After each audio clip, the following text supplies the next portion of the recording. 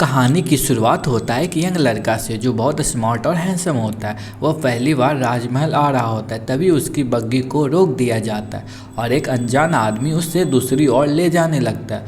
वह यंग लड़का जिसका नाम फांसियान होता है उसे शक होने लगता है। तभी वह बग्गी एक मंदिर के पास रुकता है। वह बग्गी वाला बोलता है, मुझे सुसु आई है। यह बोलकर वह बग्गी वाला वहाँ से चला जाता है। फांसियान मंदिर के अंदर जाता है, तभी उसकी मुलाकात एक राजकुमारी से होता है। उसके हाथ में मुर्गी का टांग होता है। फांसियान पहली बार इतनी सुंदर लड़की को देखा था। फांसियान बोलता है, क्या तुम कातिल हो? राजकुमारी बोलती है, बिल्कुल नहीं।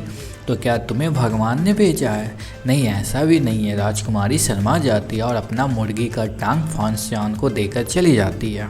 अब फांसियान अपना घर आता है। उसकी मुलाकात उसकी सौतेली माँ से होता है, जो फांसियान को बिल्कुल पसंद नहीं करती है। रुओ रुओ उसकी बहन है, जो बचपन में एक साथ रहते थे।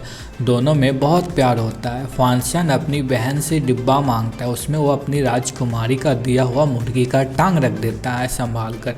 फांसियान अपने पिता से मिलता है। फांसियान को एक किताब देते हैं और बोलते हैं कि तुम्हें निको की जिम्मेवारी संभालना होगा, अपने विरासत को फिर से हासिल करना होगा। फांसियान की शादी तय कर दिया जाता है सम्राट के कहने पर। यह सुनकर फांसियान काफ़ी नाराज होता है। वह अपनी बहन के साथ घूमने निकलता है, तभी उसे पता चलता है उसका लिखा हुआ किताब लाल महल ब्लैक मार्केट में बेचा जा रहा है। वह उस बंदे को पकड़ने जाता है, लेकिन अपनी बातों में फंसाकर वहाँ से भाग जाता है। तभी वहाँ गोबगुन आता है। वह मंत्री का बेटा होता है। वह लाल महल किताब और फांसियान की बुराई करने लगता है। बोलता है, यह कितनी गंदी किताब है, ऐसी गंदी किताब पढ़ना शर्म की बात है।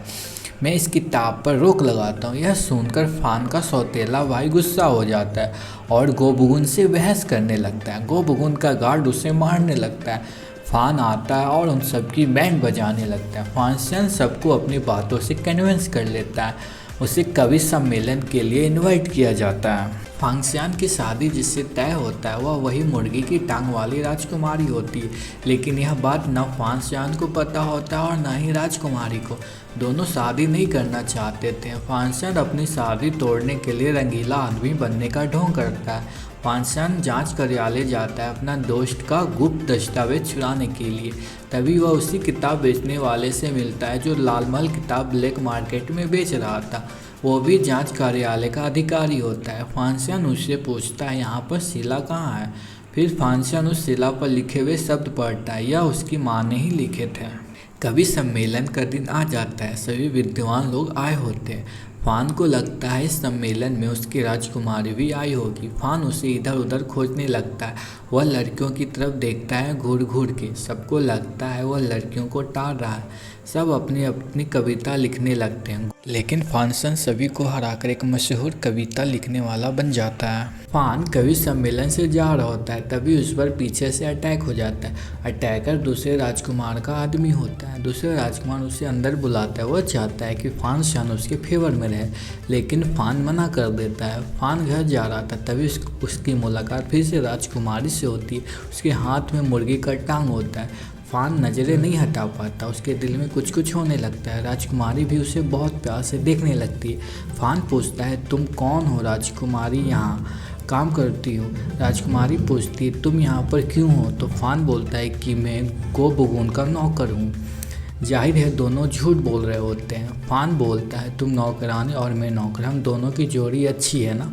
राजकुमारी शर्मा जाती है। राजकुमारी फान से पूछती है, क्या वहाँ पर फांसियान है? फान राजकुमारी का हाथ पकड़ लेता है और उसे फान को दिखाने ले जाता है। फान अपने गार्ड को फांसियान बता देता है। फांसियान मिशन को पूरा करने के लिए कोठे पर जा रहा होता है। वहाँ महाराज के नाजायज बेटे से मिलता है। वह बताता है कि यहाँ पर एक सुंदर लड़की है जिसका नाम सिल्ली है। वह बताता है कई लोग बहुत पैसे खर्च कर चुके हैं, फिर भी वह सिल्ली से नहीं मिल पाए। लेकिन अपना फांसियान भी कम थोड़ी था। वह मशहूर कविता लिखने वाला था। उसके हाथों से कोई लड़की बच नहीं पाएगी। फांसियान पूरे कोठे की जानकारी लेने लगता है। तभी वहाँ पर सिल्ली पहुँच जाती है। सब उसे देखने के लिए पागल होने लगते हैं। फान और सिल्ली एक दूसरे को पहली बार देखते हैं। लड़की वाकई में बहुत सुंदर होती है। फान उसे देखते ही रहता है।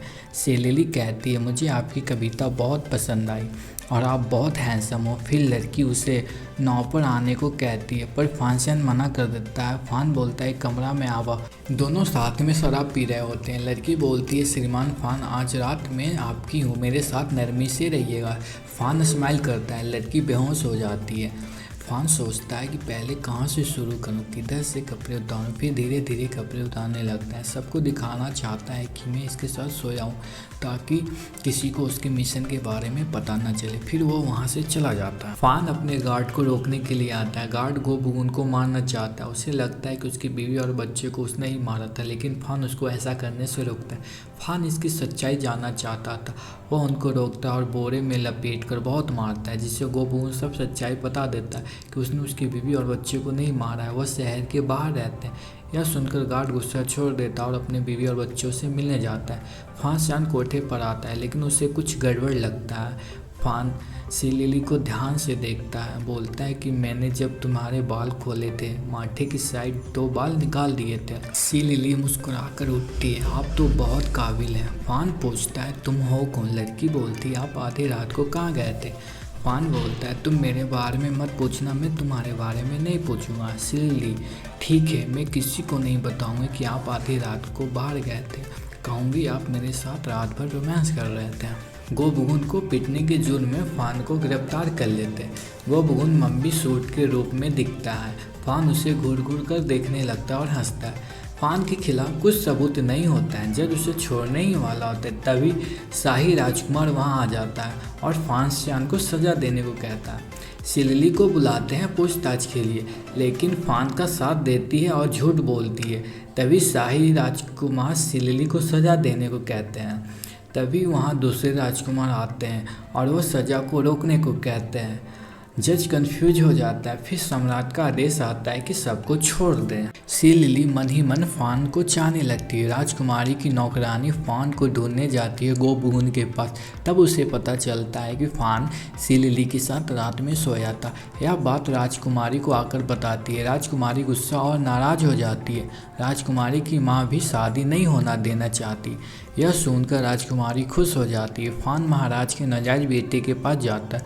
उससे बोलता है कि मैं तुम्हारे घर की लड़कियों से मिलना चाहता हूँ। यह सुनकर उसे अजीब नहीं लगता, क्योंकि उसे पता है कि फान रंगीला आदमी है। वहीं पर दूसरी बार मुर्गी वाली टांग राजकुमारी से मिला था।